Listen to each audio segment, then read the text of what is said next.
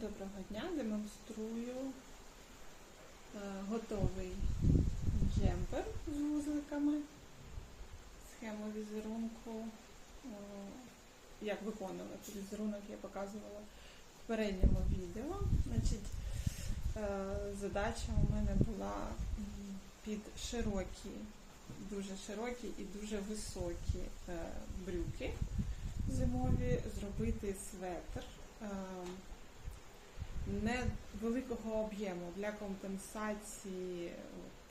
Об'єм знизу великий, зверху має бути менший. І ось тому така модель. Тобто він не дуже довгий і не дуже широкий, але він не облягаючий, не щільного облягання. Реглан пагон. Ось пагон. На рукаві продовжується візерунок пагону. Єдине, що у мене нитка шовк, махер і кашемір 100%. І воно дуже приємно на дотик, прекрасної текстури, але ніхрена не тримає резинку. І відповідно горловина значно більше, ніж я на це розраховувала. Це треба врахувати.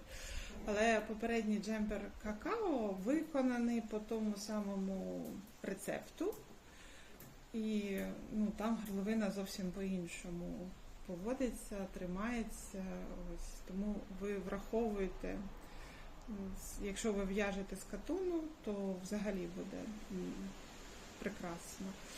А якщо з легкої якоїсь м'якої нитки, може бути отака історія. Але мені подобається як візерунок, я його потім покажу ззаду, спереду, там, в фотках, і розповім, як його в'язати. В принципі, для того, для чого я його робила, він мені підходить. Ще такий момент, ось тут трошки занижена пройма. Бачите, ось у мене де закінчується рука, і ось де починається пройма. Тому він теж якби трошки смикається. Коли рукав короткий, це не впливає. І воно не стягує якби з плеча светр. Тут, виходить, дві причини того, що він тут трошки їде.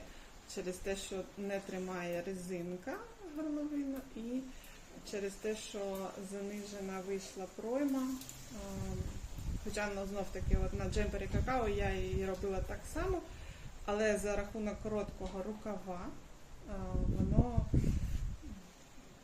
не впливає, не стягує, виходить. Рукав, виходить, такий, бачите, по всьому рукаву у мене теж вузлики, ці три фрагменти.